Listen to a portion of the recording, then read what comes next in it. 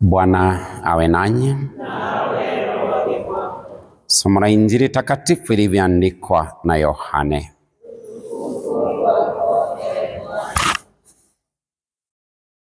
Baada ya Yuda kutoka karamuni, Yesu alisema, sasa mwana wa mtu ametukuzwa na Mungu ametukuzwa ndani yake. Mungu akiwa ametukuzwa ndani yake, naye Mungu atamtukuza pia na atamtukuza mara. Watoto wangu, bado kitambo kidogo nipo pamoja nanyi. Amri mpya nawapeni, mpendane. Kama mimi nilivyowapenda, nanyi pia mpendane. Hivyo watu wote watatambua ya kuwa ninyi mmekuwa wafuasi wangu mkipendana. Injili ya Bwana.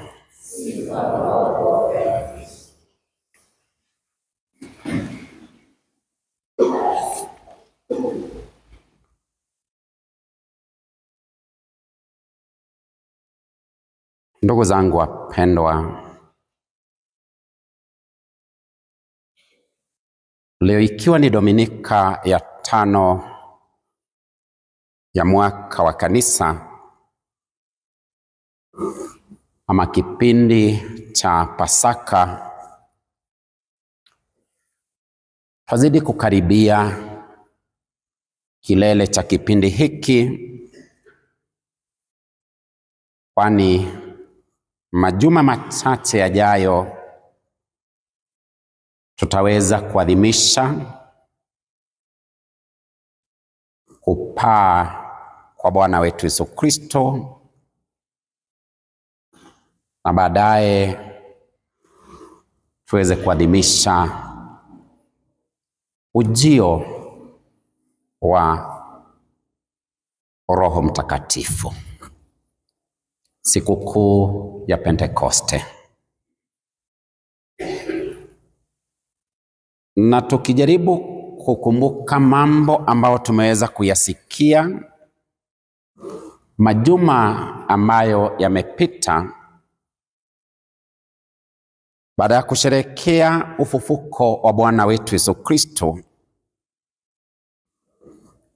tuliweza kuelekezwa katika juma la pili kuadhimisha Jumapili ya huruma ya Mungu. Tulipoyasoma maandiko kwenye Injili hii ya Yohane mlango wa 20, kuanzia hiyo aya 19 kuelekea karibu aya ya 30 ama 31. Na jambo ambalo tuliweza kukumbushwa ni amani ambayo Yesu Kristo aliwatakia mitume wake ambao walikuwa na uoga mwingi, akiwaambia amani iwe kwenu.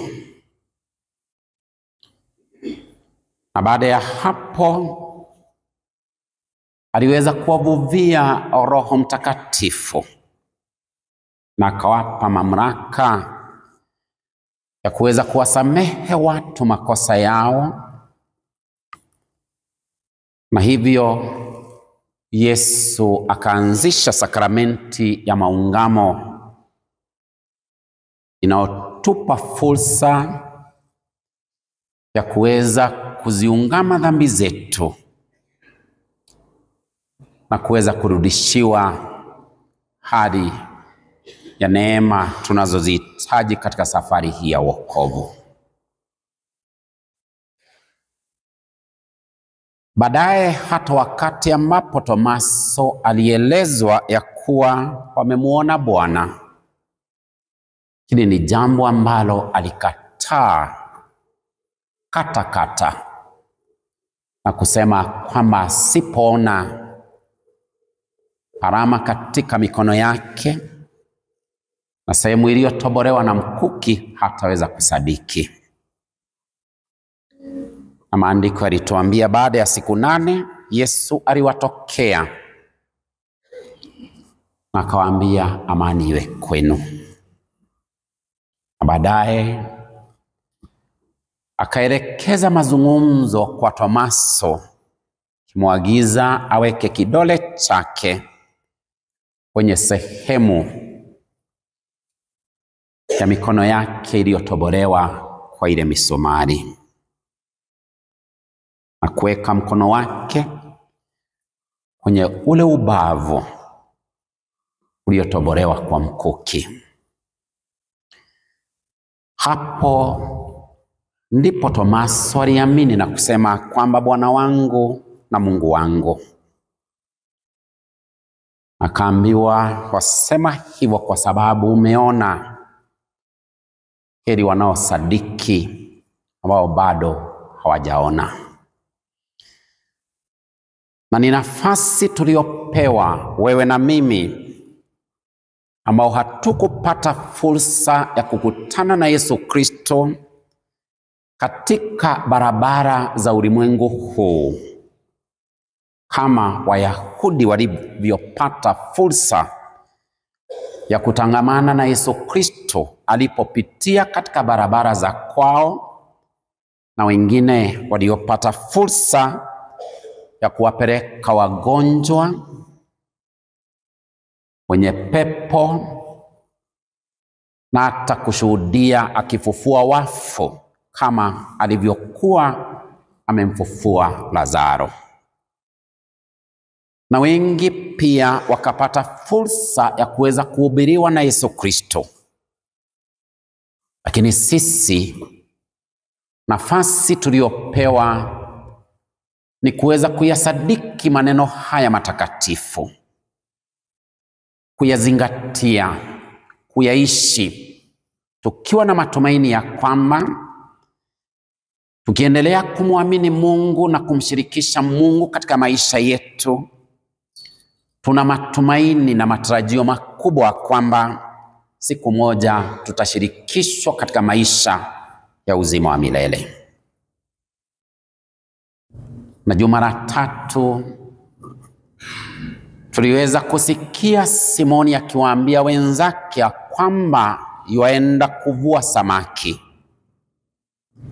na akaweza kufuatana na wengine 6 ambao baadhi yao tuliweza kupewa majina yao, ila 2 hatukuambiwa walikuwa kina nani. Lakini jambo la msingi ni kuona kwamba usiku kucha hawakuweza kupata chochote mpaka walipoelekezwa na Yesu Kristo aliyesimama ufuoni ama ufukoni mwa bahari, na akawaelekeza ni wapi watakapotupa nyavu zao. Na kulingana na wingi wa samaki waliowapata, yule mwanafunzi aliyependwa na Yesu alimtambua Yesu na akamwambia Simoni, ni Bwana. Na hivyo Simoni tuliambiwa alikuwa uchi na akavalia na akajitosha majini, na baadaye Yesu akawakaribisha kufungua kinywa. Tukakumbushwa kuhusu moto wa pili, kama maandiko matakatifu yalivyotuelezea kuhusu moto wa kwanza wa makaa tunaopata katika Injili ya Yohane mlango wa 18 aya ya 18, ambao ni ule moto aliokota Simoni na akamkana Yesu Kristo mara 3. Na jogoo alipowika, Simoni akakumbuka maneno yake Yesu Kristo ya kwamba kabla jogoo hajawika utanikana mara 3. Na Yesu anawasha moto wa pili tulioweza kushuhudia katika Injili hii ya Yohane mlango wa 21 tuliposoma maandiko kuanzia aya kwanza hadi aya 19. Na ni katika huo moto Simoni aliulizwa na Yesu, Simoni mwana wa Yohane, je, wanipenda kuliko hawa? Na Simoni akaelezea upendo wake kwa Yesu Kristo. Na ni wakati huo aliweza kuelezwa pia, lisha kondoo zangu, chunga kondoo zangu. Dilishwa kwamba licha ya kumkana mara 3 na kuweza kupata fursa ya kuweza kudhibitisha pendo alilokuwa nalo kwa Yesu Kristo, Yesu bado alimwaminia kondoo zake, akamwambia aweze kuzichunga na hata kuzilinda. Na wachungaji kama walivyokuwa wakilinda kondoo walizopeleka malishoni, hivi kwamba mchungaji angeweza kuhatarisha hata maisha yake ili asipoteze kondoo yoyote yule, Simoni hivyo ndivyo alivyokuwa anaelezewa asipoteze mojawapo wa kondoo ambao alipewa kuweza kuwachunga. Na baadaye Yesu aliweza kutoa utabiri kuhusu ni maafa ya namna gani ambayo Simoni atakumbana nayo katika maisha yake. Na Jumapili iliyopita bado katika Injili ya Yohane tuliweza kusikia Yesu Kristo alivyosisitiza na kusema kwamba kondoo wangu husikia sauti yangu, na kwamba na wajua nao wanifuata. Na changamoto ilikuwa kwako na kwangu kujiuliza kama sisi ndio hao kondoo ambao wanatambua sauti yake Yesu Kristo, kama sisi tuwajulikana na Yesu, na kama sisi tunajitoa ili kuweza kumfuata yeye ambaye sehemu zingine za maandiko matakatifu hutuambia kwamba yeyote yule anayetaka kuwa mfuasi wangu yuwapaswa kujikana, kujitwalia msalaba na kunifuata kila siku. Kwa hivyo Yesu aliposema kwamba kondoo wangu waisikia sauti yangu, yeye anawajua nao wanamfuata.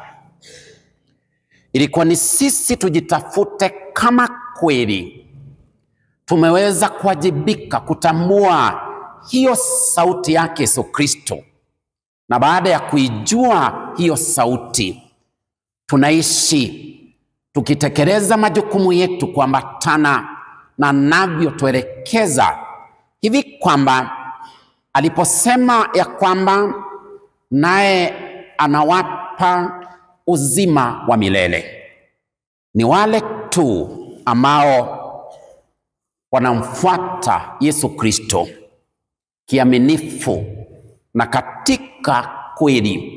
Hawa ndio ambao wataweza kushirikishwa katika maisha ya uzima wa milele.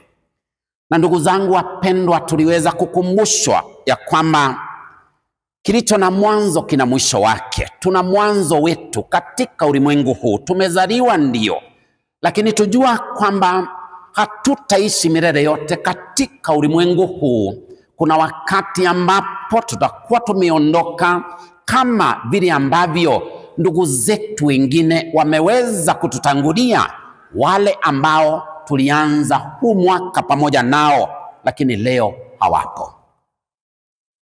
Imaanisha kwamba wewe na mimi tu wema sana,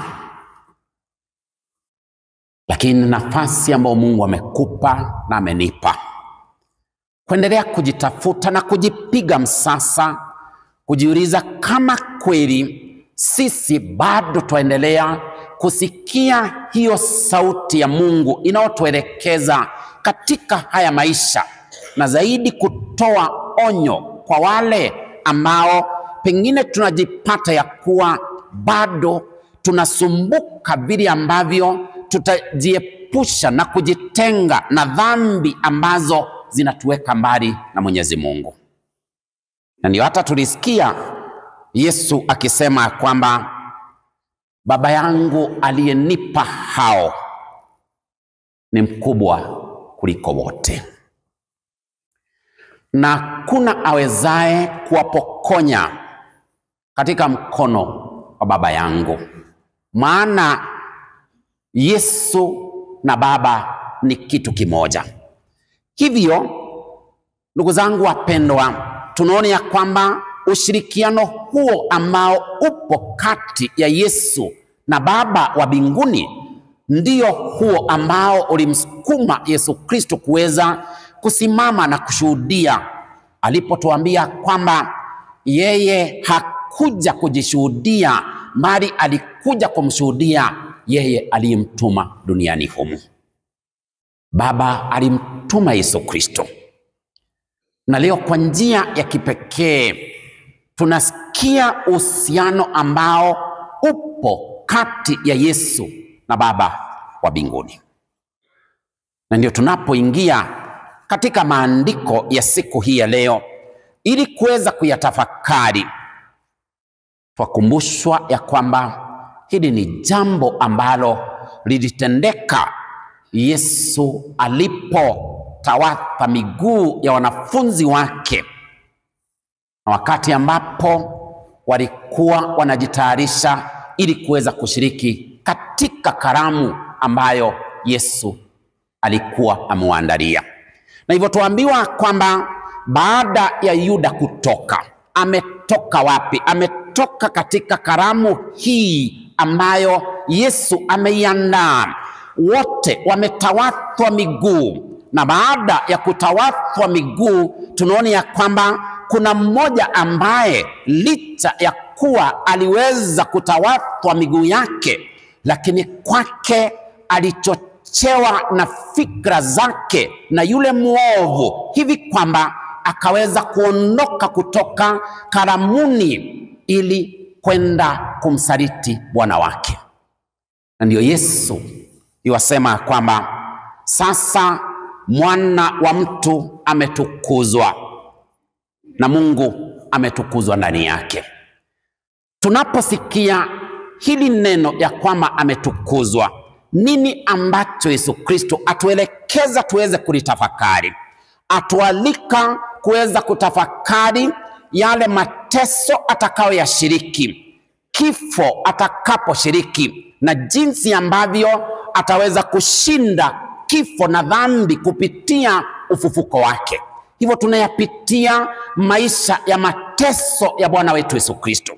Alipitia haya mateso kwa sababu alitaka kutimiza mapenzi ya Baba aliyemtuma duniani humu ili apate kumwokoa mwanadamu ambaye alilemewa na dhambi na maovu, ili asiwe mtumwa wa shetani tena, bali tupate kukombolewa kwa damu ya dhamana ambayo itamwagwa juu ya mti wa msalaba. Hivyo Yesu atakaposhinda dhambi na kifo kwa njia ya ufufuko wake, kwake atakuwa ametimiza lile alilotumwa na Baba kuweza kulitenda duniani humu.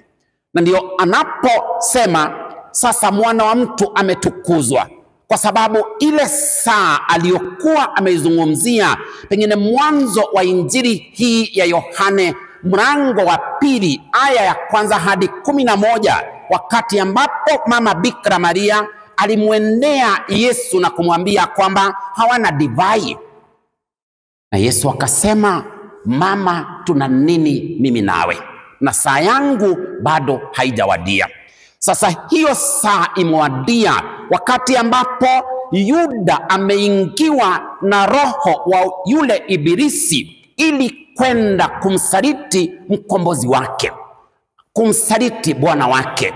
Na hivyo Yesu anaona ya kwamba imewadia wakati ambapo yuastahili sasa kuweza kutukuzwa, na kutukuzwa kwake Mungu atatukuzwa ndani yake, kwa sababu hatendi haya kwa niaba yake, bali yatenda haya kwa niaba ya Baba aliyemtuma ili kuweza kutimiza hili jambo. Anatuambia kwamba Mungu akiwa ametukuzwa ndani yake, naye Mungu atamtukuza pia, na atamtukuza mara. Ni nafasi ya Yesu kurudi katika utukufu wake, kukata roho juu ya mti wa msalaba, kuliashiria, na tunakumbuka kati ya maneno 7 aliyoweza kuyasema Yesu Kristo ni mazungumzo yale yaliyojiri kati yake na yule mwizi ambaye alikuwa upande wa kulia kwake.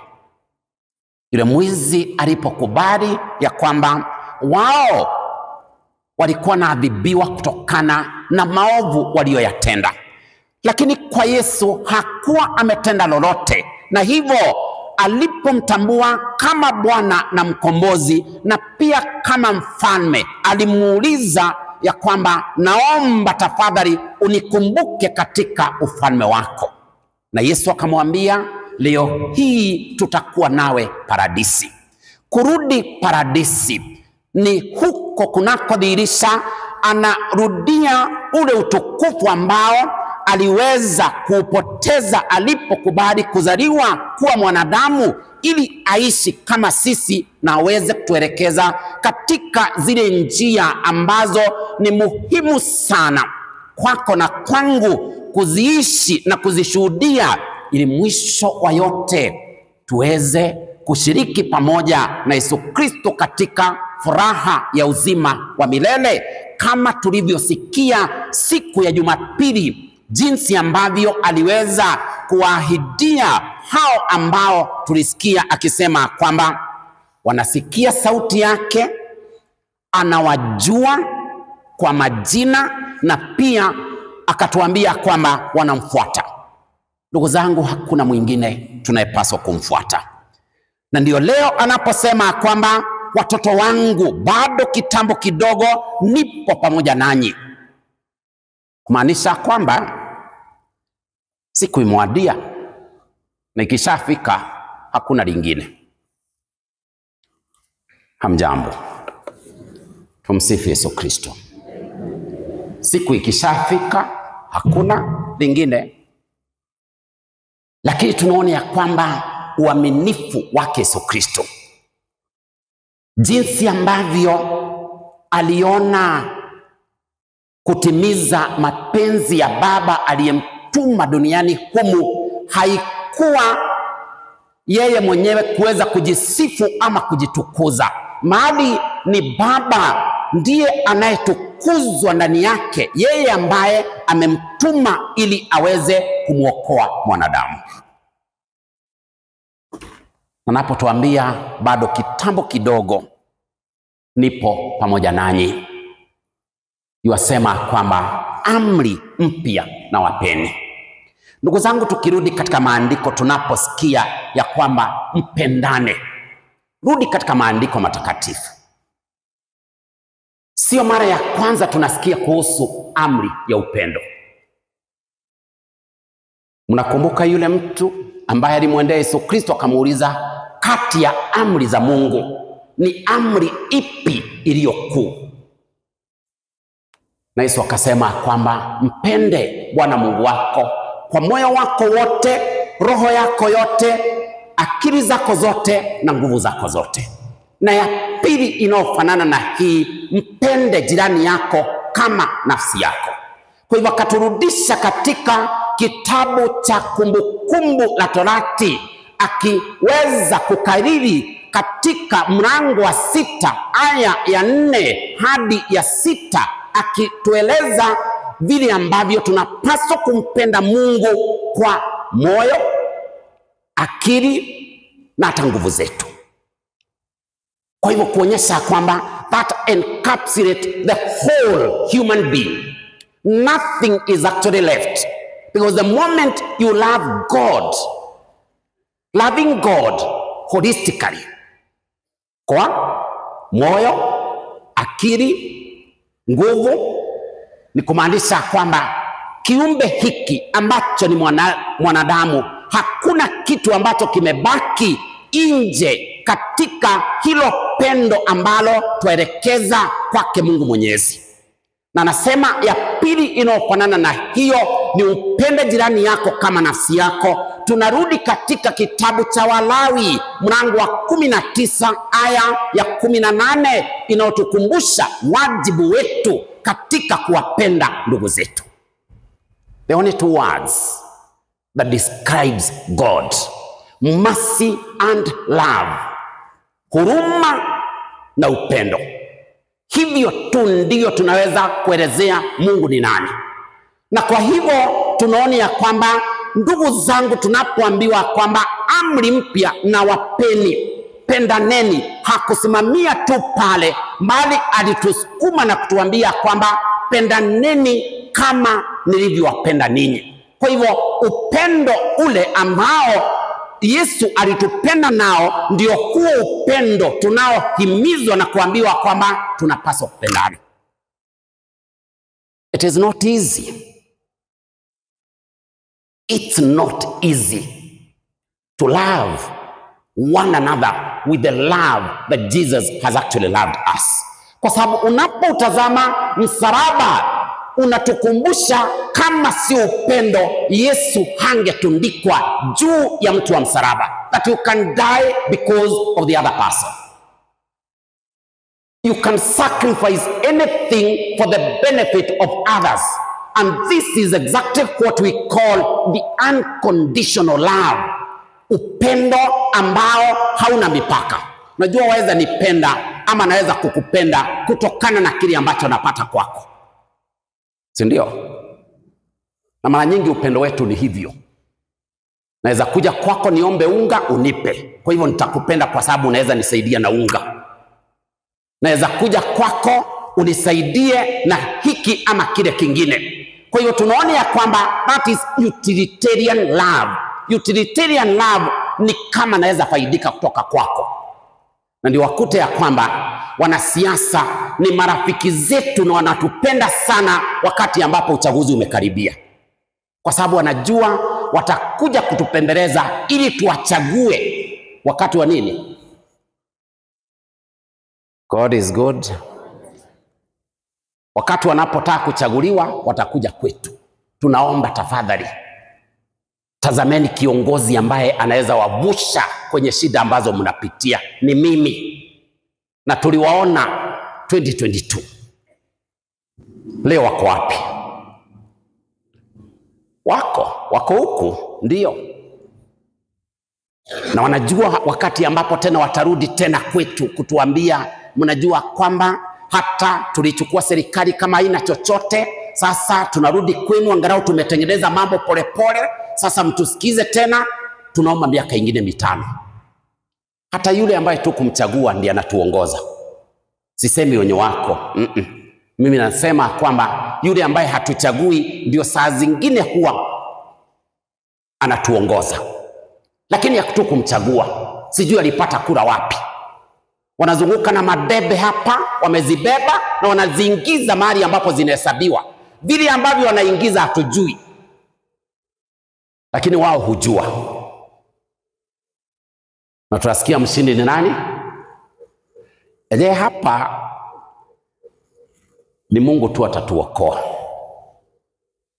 Na ndio leo tunapoambiwa kwamba pendaneni kama nilivyowapenda ninyi. Hatuna nafasi ya kuchukia mtu, hata yule ambaye hakutakii mazuri. Yesu alipokuwa amening'inia msalabani alisema kwamba Baba, wasamehe kwa sababu hawajui wanalolitenda. Ni kuonyesha kwamba tunapopenda wengine kujishinda sisi, tutakuwa wepesi wa kuweza kutoa msamaha kwa ndugu zetu, kwa sababu ndugu zangu, hivyo tu ndivyo tutakavyoweza kushiriki katika maisha ya uzima wa milele. We have no luxury to hate one another. We have no luxury of not forgiving each other, because this is a call that we have been invited by our Lord Jesus Christ, that we should be able to learn to forgive, especially those who hurt us most. Sisi kazi yetu mara nyingi tunajua kuweka hasira na fujo. Alinitendea, amenifanyia, hata mimi nitalipisha kisasi. Yesu hakulipisha kisasi. If anything, tunaona ya kwamba hata yule Yuda Iskariote, yule ambaye alijua kwamba huyu atanisaliti, hakwenda na beseni ya maji alipokuwa anatawadha miguu ya wengine, akaruka ya Yuda.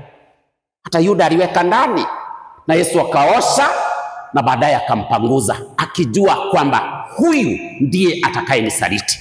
Hata aliposema kwamba mmoja wenu atanisaliti, Yuda alikuwa mmoja wa kuuliza, Bwana, ni mimi? Na akamwambia, umesema. Lakini hakumtangaza hadharani na kusema kwamba ni wewe. Ndugu zangu, tunasikia Wamunyoro leo, kila mahali anapoenda hakuna kizuri ambacho anakiona na rais wa nchi hii. Unashindwa, hawa si ndio wale ambao walikuwa wakisema kwamba ndio watapeleka nchi mbali? As long as we are no longer friends, we become enemies number one. My dear friends, we must not be like politicians who pretend what they are not. That we are only friends as long as we are speaking one language. Why abuse each other? Why hate each other? Ya kwamba leo kwa sababu hatuli katika sahani moja, sisi ni maadui. We are not supposed to be enemies. You don't hate your enemy, you only win your enemy. How do you win your enemy? You win your enemy by loving that enemy. Hata kwa nyumba, bwana na bibi wakianza kuchukiana, huyu anaangalia ule ukuta na huyu mwingine angalia ule ukuta, hawa watoto watabaki na nani hapa? Mungu ni mwema. Nani mzuri? Hata mimi siwezi wadanganya niseme ya kwamba mimi ni mzuri, ya kwamba nilistahili kuitwa niwe padri. La, nina dosari zangu, lakini ni kwa huruma ya Mungu alinipa nafasi ili niweze kuwa padri. Amekupa nafasi uweze kuwa mzazi. Ni lazima tuweze kusikiliza, give each other an ear, listen to each other. Lakini sio ile ya Wamunyoro. Tuliona ati tusikize ground. Sikiza Mungu anakuagiza nini. Hata ukiasikiza ground, sikiliza Mungu anataka uweze kufanya nini. Si ndio? Hamjambo. Mungu ni mwema. Kama Man City jana wangesikiza ground, hawangeshindwa na Crystal Palace. Lakini waligongwa juu ya kusikiliza nini? God is good. Kwa hivyo hata sisi tunaweza jipata ya kwamba tunashindwa na hii safari tunapokosa kusikiliza sauti ya huyo ambaye tulisikia akituambia kwamba kondoo zangu waisikia sauti yangu.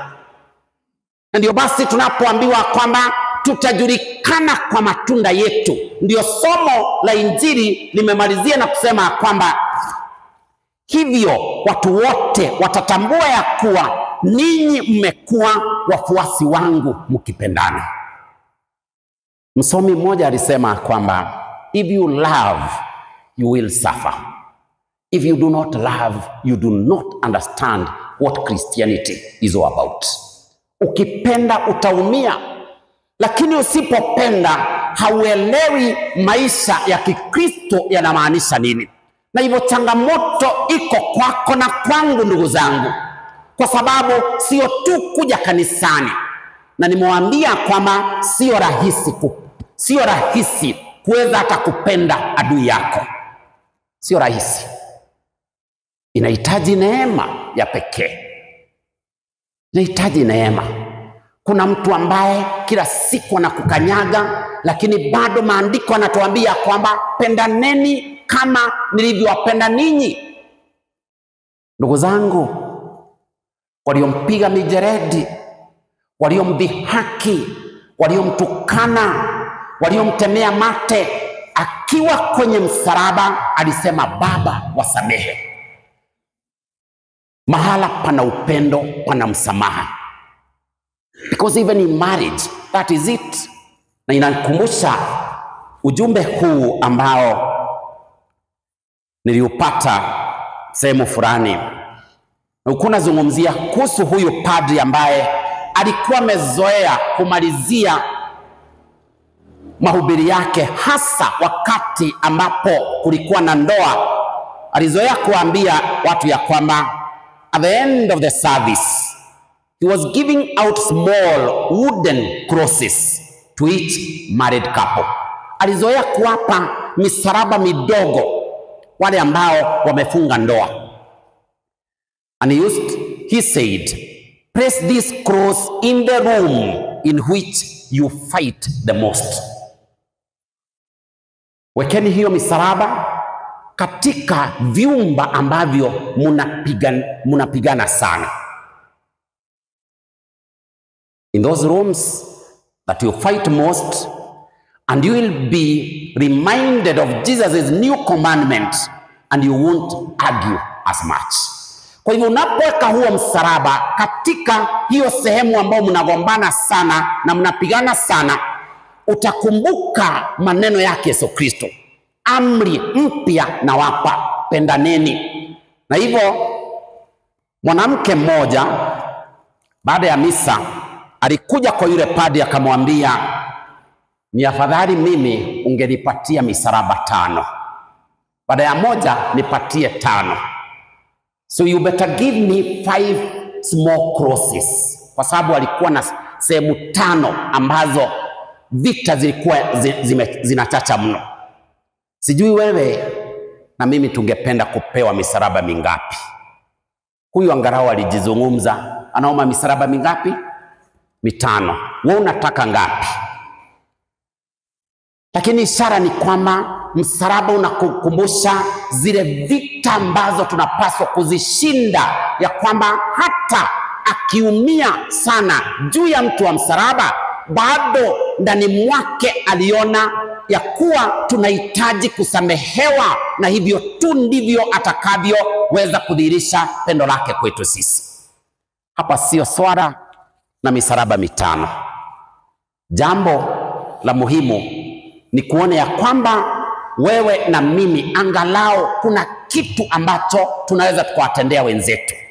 And this reminds me of this boy ambaye tunaambiwa in the lovely book Chicken Soup for the Soul.